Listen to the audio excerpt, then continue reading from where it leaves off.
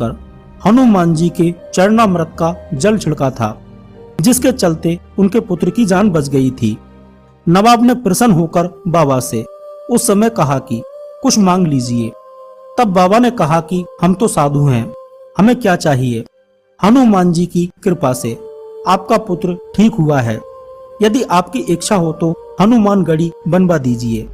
तब नवाब ने इसके लिए 52 बीघा भूमि उपलब्ध करवाई थी। यह भी कहा जाता है कि मंदिर के लिए भूमि तो अवध के नवाब ने दी थी, लेकिन मंदिर लगभग 10वीं शताब्दी के मध्य में उनकी रखेल के द्वारा बनवाया गया था।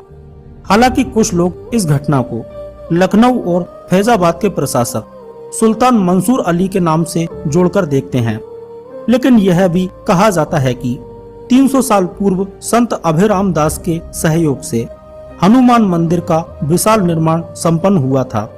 नंबर 5, अशोक वाटिका। रावण ने माता सीता का हरण करने के पश्चात उन्हें बहुत ही सुंदर अशोक वाटिका में रखा था। यह अशोक वाटिका रावण ने बनवाई थी। इस वाटिका में एक गुफा भी है। ऐसा माना जाता है कि एलिया पर्वतीय क्षेत्र की एक गुफा में माता सीता को रखा गया था, जिसे सीता एलिया नाम से जाना जाता है। यहाँ सीता माता के नाम पर एक मंदिर भी है। बैरांग टोक, जो माही से 10 किलोमीटर दूर है, वहीं पर रावण ने सीता का हरण कर पुष्पक विमान को उतारा था। मही यांगना मध्य श्रीलंका स्थित नुबारा एलिया का एक पर्वतीय क्षेत्र है। इसके बाद माता सीता को जहां ले जाया गया था, उस स्थान का नाम गुरुल पोटा है, जिसे अब सीतो कोटुवा के नाम से जाना जाता है। यह स्थान भी मही यांगना के पास है। इसके अलावा और भी कई स्थान श्रीलंका में मौजूद हैं, जिनका ऐतिहासिक महत्व है।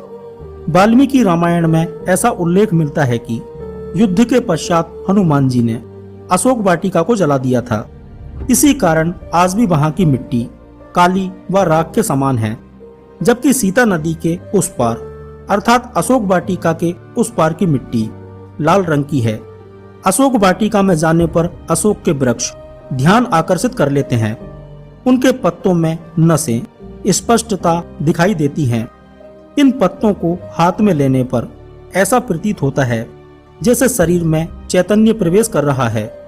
वर्ष में 2 बार इन वृक्षों में लाल रंग का फूल आता है, जिसे सीता फूल कहते हैं।